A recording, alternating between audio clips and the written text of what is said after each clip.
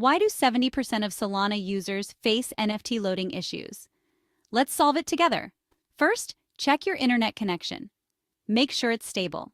Next, verify your wallet is on the correct Solana network, mainnet or devnet. And don't forget to have enough SOL in your wallet for those transaction fees. If that's not it, try switching your RPC endpoint. Sometimes using a different one can work wonders. Also, clear your browser cache and cookies. It might just do the trick. Still no luck? Switch to a different browser or even a different wallet.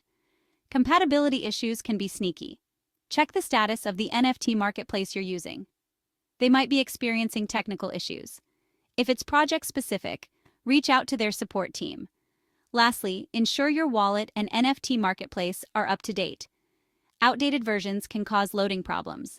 If these steps don't help, it might be network congestion or incorrect metadata. Contact the marketplace or project support for further assistance.